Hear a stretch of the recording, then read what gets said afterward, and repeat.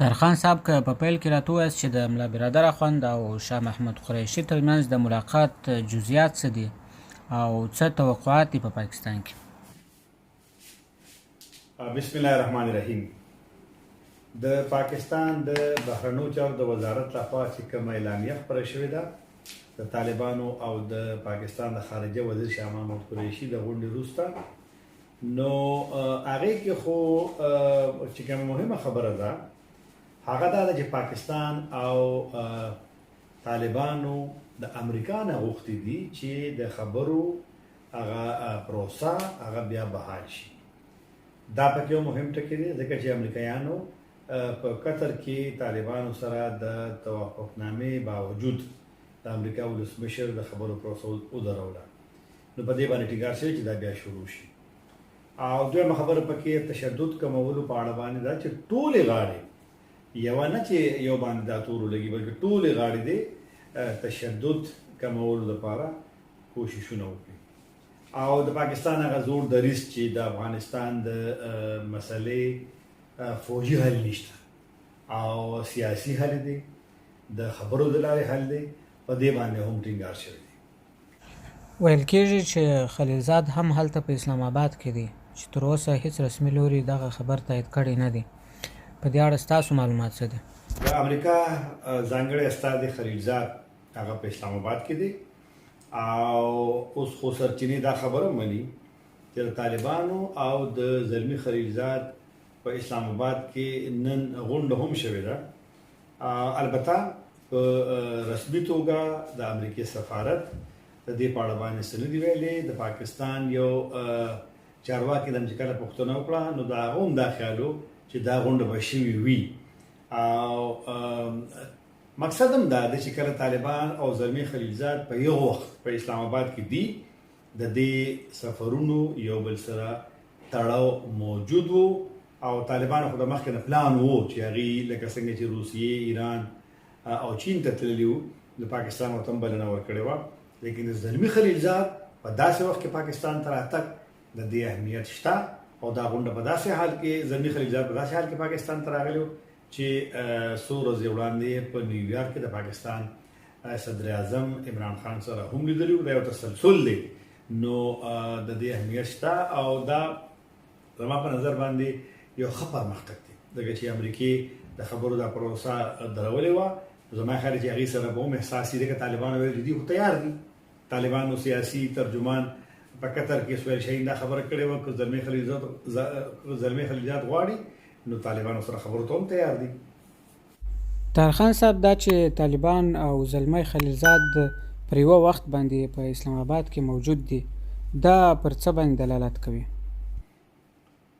زما خیال دی چې د زلمي خلیلزاد په اسلام آباد کې موجودګي کېدای شي امریکایان د خپلې فیصلې نه چې ولسمشر یې د خبرو پروسه درولې وه زلمي خلیلزاد دلته دی، نو زما خیال چې امریکایانو سره هم د احساس شوي وي ځکه طالبانو خپل دریځ هغه روښانه کړی چې هغوی خبرو ته تیار دي، خبرې بیا شروع کول غواړي، په کوم شي چې اتفاق شوی دی هغه پر مخ بوتلل غواړي.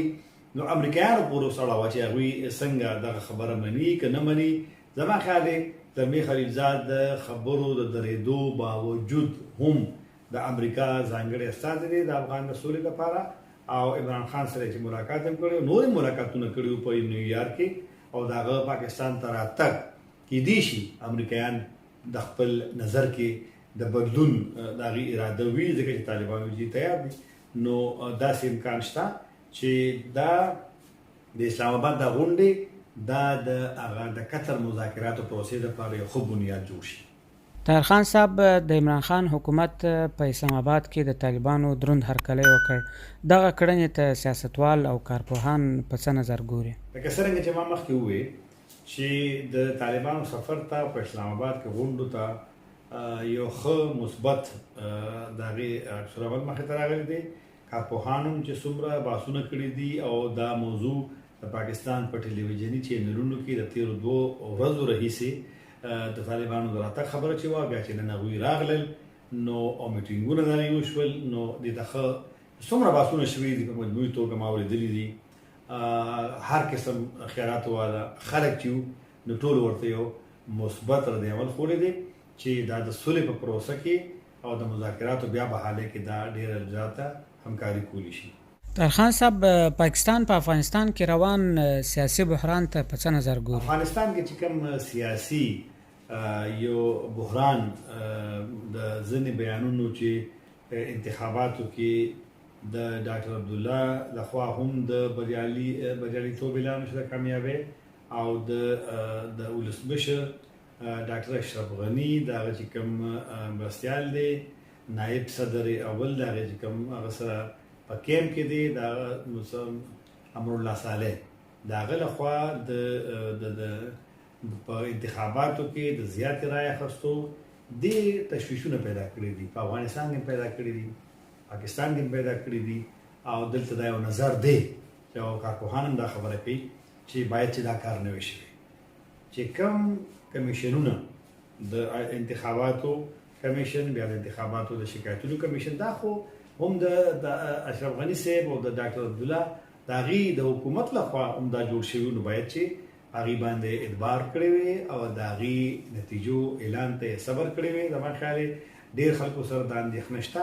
تر 2014 کال حالت بیا پیدا شوی دی. خو زما خیال تېر ځل خو امریکې مداخله وکړه او دواړه مشران یې راضي کړل په 50% شراکت د اقتدار، لیکن ضرور نه ده چې امریکا بیا دلته راشي، ځکه چې اسیم یو بد کار دی چې نور راضي او فیصلې کړي یو بل آزاد او خپلواک هېواد لپاره.